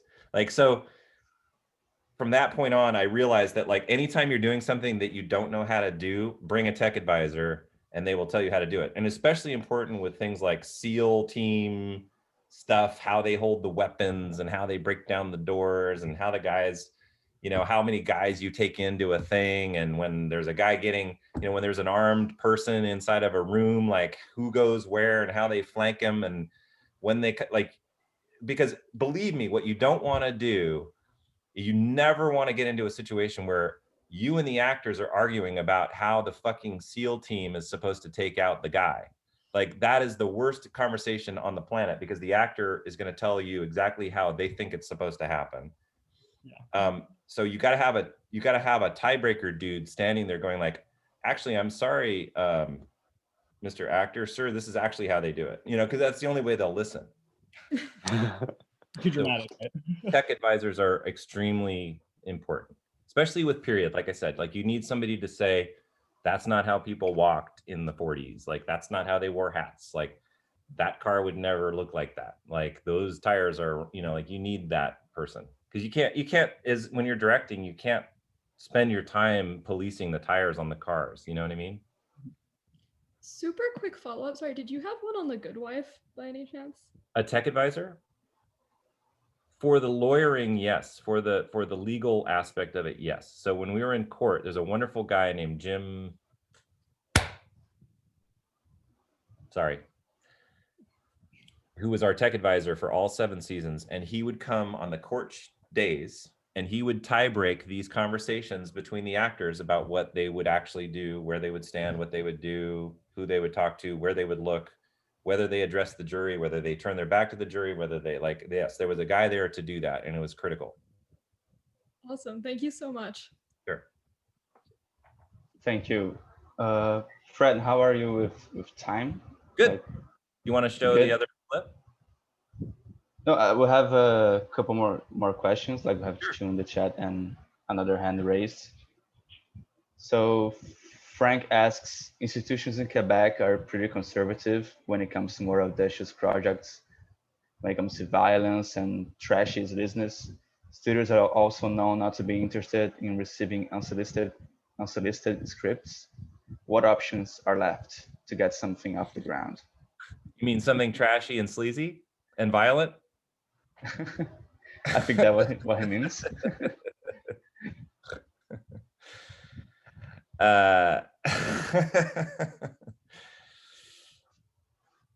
Hold on, I'm just reading it one more time. See,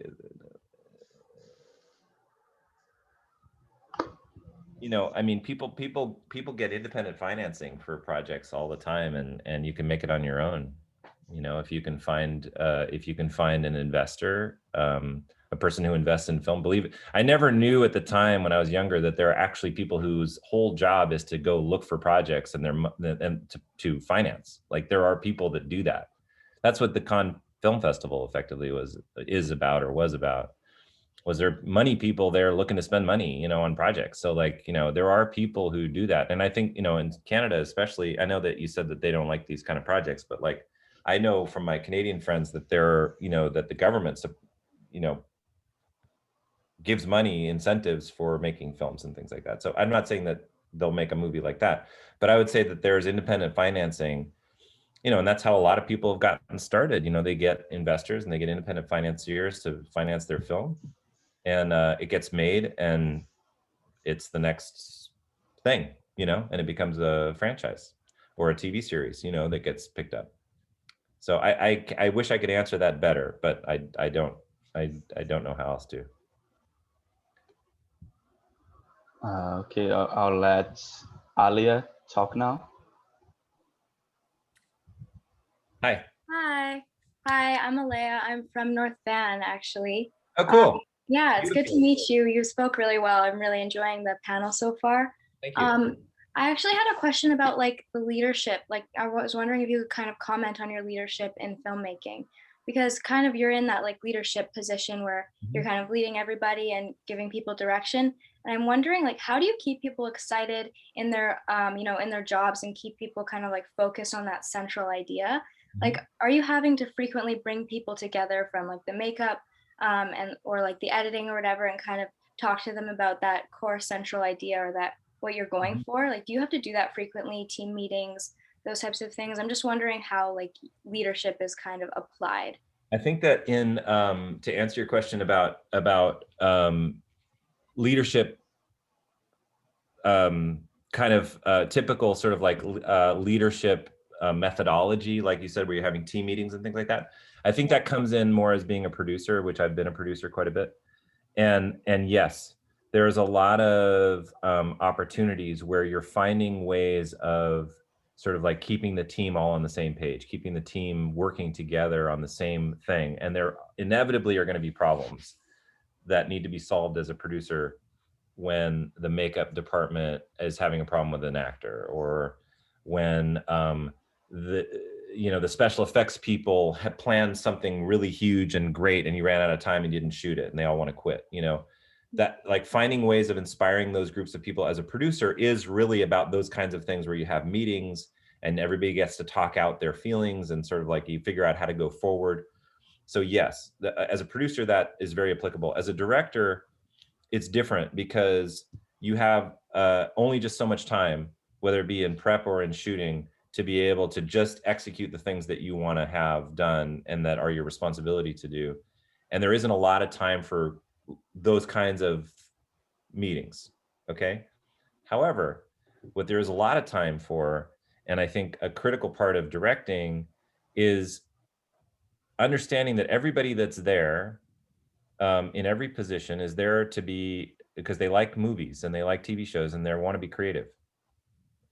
And so what you're, I think an important component of success on a film set is understanding that everybody wants to feel that sense of involvement and creativity, and finding ways, even when maybe it's not going the right way, of making them feel involved and part of the process, and that they're going to be able to see some version of their vision come through.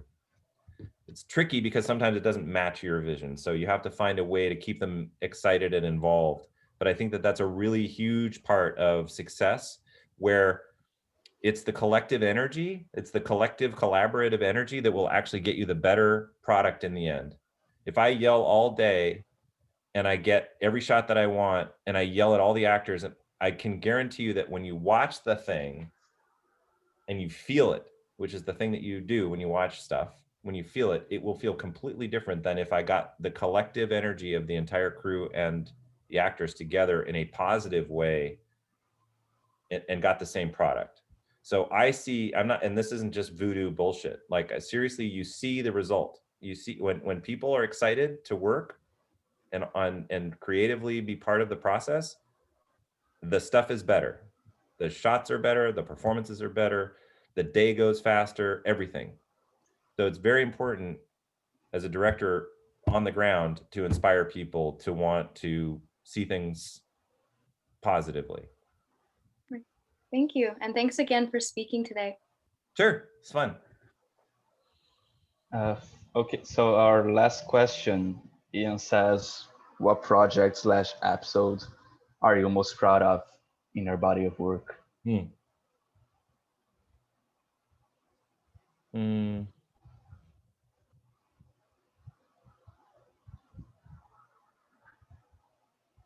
I think technically, like just as a piece of directing, I did an episode of 11/22/63, which is a Stephen King project that I think, like from execution, performance, and everything, was probably the best thing that I shot. But I would say the thing I'm probably most proud of is probably Watchmen, because though I directed one episode, it was the finale of that one season, and there won't be another season.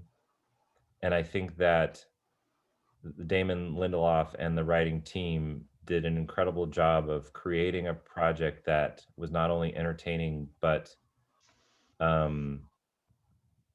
moved the conversation in a good direction.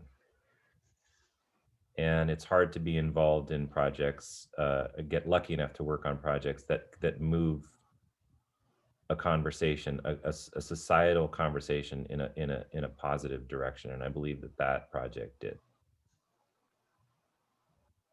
Since we mentioned Watchmen, Fred, you think like, since you are proud of this, let's just watch it, right? Or Sure. or everyone else, we can pick up the. I picked this clip because it was a technical challenge, not because it's the most impactful scene in the show, but I picked it because it was technically tricky. Perfect. Okay, let's just watch this and then we continue with Q&A. Right.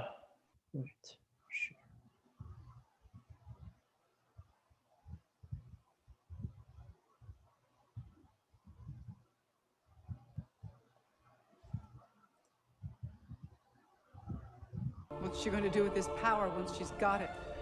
She claims she's going to fix the world. How do you know she won't?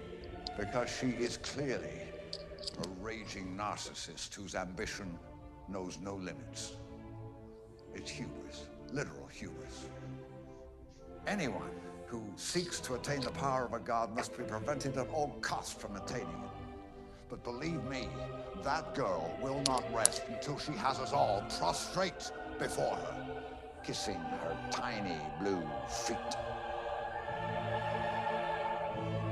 Raging narcissist, huh?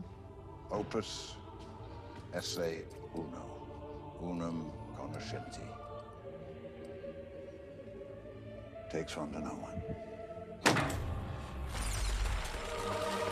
Everyone and everything within 5 square blocks is about to be obliterated.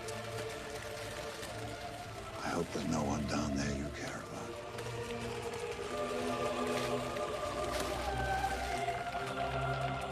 Detective Abar?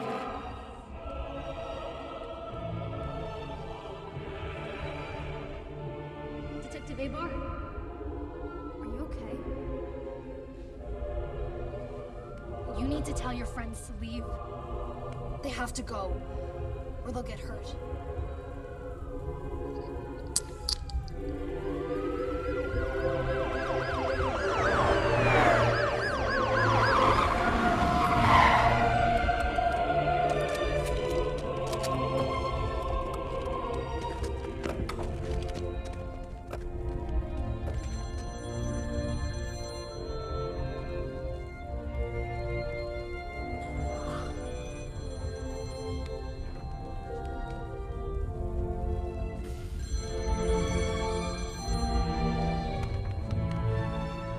Hello?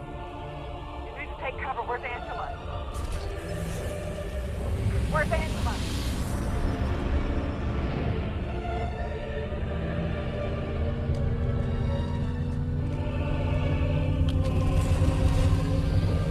It's for you.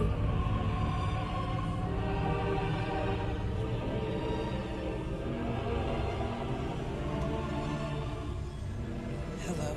It's Blake. You need to run right now. Get inside. They're coming any second. Where are you? They're coming from the sky.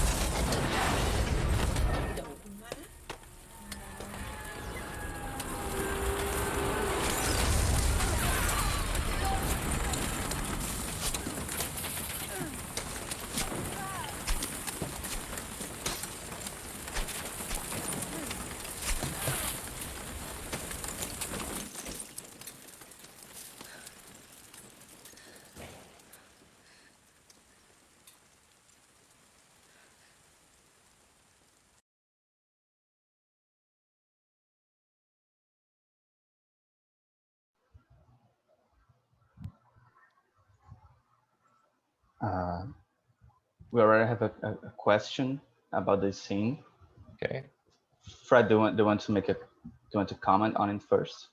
No, I just, I picked it. There's a lot of powerful scenes in the show, and this isn't top on the list, but it was technically very difficult because we shot all of the cage stuff where Angela was, where Regina King was, and all of that. That was on a massive set on stage. And the exteriors we shot in Decatur, Georgia, and there were two other pieces that were shot in other places as well. And so the challenge was, because there was no way we could shoot that sequence is 20 minutes of the show. There was no way we could shoot nights during the summer in Georgia, enough nights to actually like accomplish that. So we built in a studio a massive set for that, which this scene doesn't show all of that set, but it was a gigantic set. And the challenge was, how do you marry the exterior with the stage work, with the violence of the squid fall and the Millennium Clock explosion in the elements that were, needed to be put together between those two spaces. So it was an incredible amount of design, pre-concept design for the Millennium Clock, and all of the Dr. Manhattan stuff that happens just before this, when Dr. Manhattan blows up, had to be incredibly well storyboarded and laid out in order to make that happen. And then trying to marry those pieces together was a challenge. But I thought the editor did a really beautiful job of piecing together. And then also, his decision to lay in the Mozart Lacrimosa, I think, was a great choice as well. And that was basically because the Adrian Veidt stuff, the Jeremy Irons stuff was all classical music when he was on the other planet.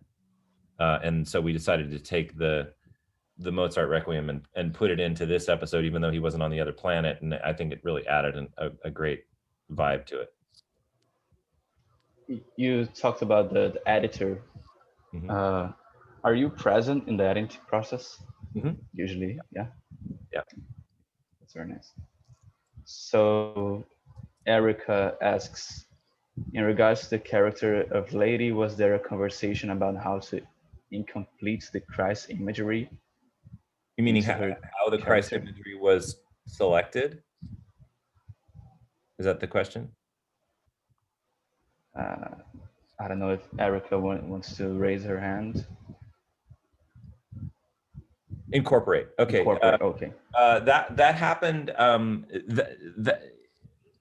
Believe it or not, that I sort of cooked that up on set because when we were standing there and we had the church set connected to the cage, I was standing scratching my head over something, and I saw the crucifix, and I was like, we have to connect those pieces. And so we ordered up for the next day a piece of equipment called a split diopter, which is a way to have a deep focus shot. It's an old-fashioned film tool where you can have the character in the foreground and something else not out of focus in the background. So we ordered up a split diopter and cooked that shot up and shot it the next day because I felt like it was kind of the most obvious, most blasphemous way to kind of like villainize Lady True was to superimpose her against the crucifix. Okay, so Gillian wants to talk. Yeah, hi, nice to meet you. Hi there, nice to meet you. I had a question related to sound. How much do you take into account sound within the process? Like how early do you start to think about it? And maybe what's your approach on directing sound department, and maybe what relation does it have to DP or the image department as well as in the editing. So all the process about sound, basically. Yeah, sadly on set, the sound department gets the worst treatment of anybody because it happens invisibly, other than having the boom mic in there. Like, those guys are stealthy because they wire the actors and they kind of just sit on the side of the set and they disappear. So when sound is addressed on a film set, generally it's a negative of some kind, like they're costing us time, or they're, which I hate, because as a post-production person, I realize how impactful sound is, how good sound is critical to the quality of a project, and how working with sound teams in post-production, when you talk about dialogue editors and Foley editors and re-recording mixers and obviously composers and music editors and all that stuff, it's critical. It's critical to how it turns out. The sound is incredibly important. So when you're shooting, unfortunately, they don't get enough respect, those guys. But my job is to let them do their job and to be able to get in there and get everything and capture everything. In terms of my planning of sound, I actually find that if I get too married to a sound idea in prep, I will prove myself wrong, that it was a stupid idea and I shouldn't have done it. So I kind of try to leave the magic to happen in post-production when it comes to like music ideas or things like that, because I find that if I get married to something and then I shoot for it and it doesn't work, it pisses me off. And I've had less success with that than creating something, knowing that it's going to be something lyrical and cool, and then sitting in the editing room when the pressure's off and it's just playing around and dropping stuff over the top of it, and all of a sudden it turns into something. I much prefer that methodology. And it's also because, like we said, you need collaboration from the team to help you film it. If you're sitting there going like, we're playing Bob Dylan over this thing, and I need you to look left right when he says that line, because that's the, like, you're not going to get a lot of respect from the actors or anybody else, because they're going to think you're a kind of a Yahoo directing based on a song.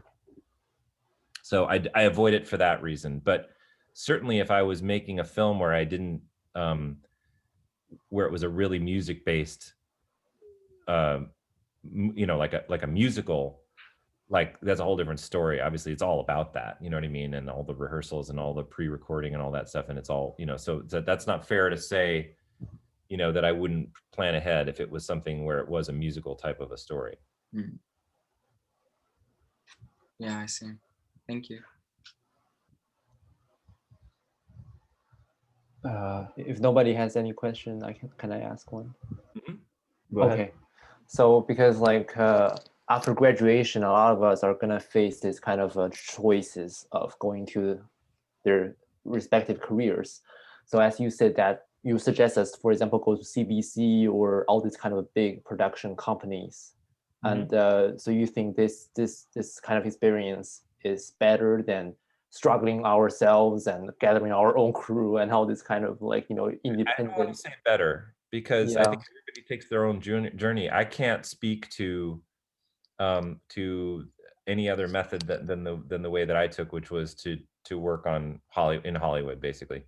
But I think that that if I can tell you that if I hadn't taken that method, I think that there would be a lot more sort of creative freedom given me, because I would be expressing early on rather than compliance to a big machine. I would be creating content that was solely, generated by me and my friends who wanted to create things together. So I think that in some ways, if you have the stomach for it, going and forging your own way and trying to find ways of raising money to make your projects, if you have a means to survive while you're doing it, could be an even better way. Okay. You Apparently I don't. So,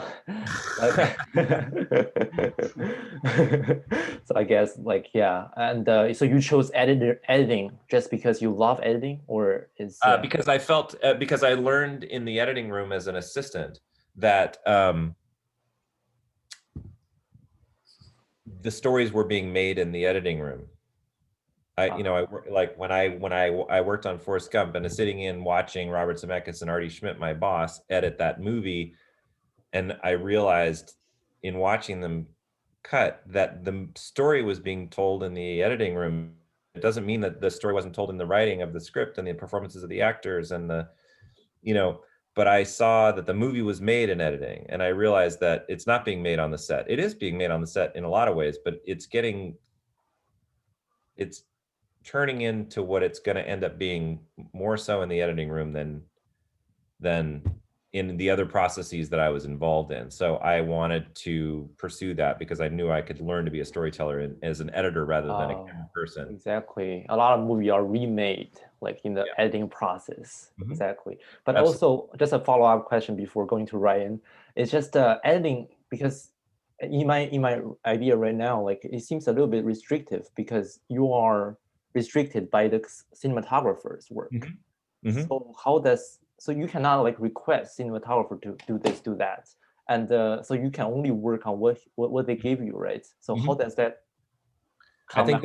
I think limitations are golden. I think that having a limitation is a great way of being creative, because when you have a blank page of paper and you're starting to write your script, and it could be anything, it's very hard to start to narrow it down into something that you can actually do. Whereas in editing, you're given, it's all there. You have the footage, and it's really between yourself and the keyboard or the film to make something of it. And I think that those limitations are fantastic. Oh, okay. So I don't look at it as limiting. I look at it as I have a box I can work in. It's this material, and I have this amount of time, and I need to come up with something amazing with this material. Right now it's flat, and I got to figure out how to make it not flat. So like, I think a lot of people who want to be directors imagine that the show or the movie that's in their head when they're prepping and shooting is the show and the movie that's going to be the best thing when it's done. And I would say that's never been the case in my experience. It's always better when some other person, or when you spend months and months and months figuring it out and making it work. Got it. Thank you so much. Okay. And probably after Ryan's question, I guess you are probably gonna go get dinner. So yeah. we won't keep you too long. So Ryan's will be our last question. Okay. But there's also one question on the chat. So I'll make some more questions. Sure. Hi, Ryan. Hello. Hi, nice to meet you. Thank you so much for sharing your knowledge and perspective and experience. My question is, I'm a producer writer, but I really want to work more with directors. I have a lot of things happen to me on set when directors are like, oh, I want to shoot this, but the dude in the one line kind of like is really set in stone, because I come from a second assistant director background as well. So I just want to know how do those conversations go with like a director and a producer saying you want to like switch things around on the day, especially when you're on a huge set. And yeah. So let me just make sure I understand.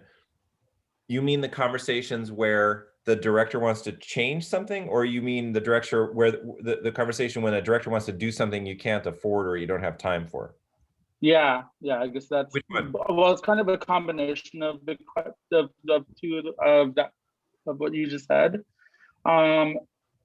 Because I, like in my experiences, I've been on sets as well, and sometimes directors don't get what they want in terms of how a shot they want it to be, or like what you just said about, with Watchmen, and you wanted to like have this thing filmed, which is the crucifix. And was there a big conversation around changing that shooting schedule? There can be. That was a pretty easy one to go by because it wasn't expensive. But generally speaking, the conversation with the producer is about managing the resources so that you can get it done and get it done well and right.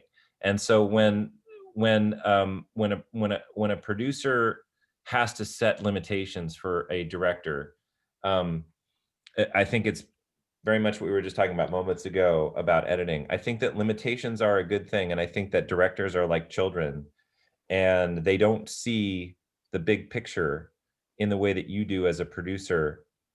And the good ones know when to say no, and they know when to say yes. And so when the director is like, I need my technocrane to complete the shot, and you say, we're not getting you a technocrane to complete the shot, you're gonna have to figure it out, and they throw a hissy fit, sometimes you're right that the technocrane is the wrong shot, it's the wrong tool for the story. And as a producer, you say, I'm not spending the $5,000 it's going to take to get that thing and all those guys here to do that. You're going to have to figure it out. And you've given the director an opportunity for creativity to figure out how to tell that story a better way with a different tool.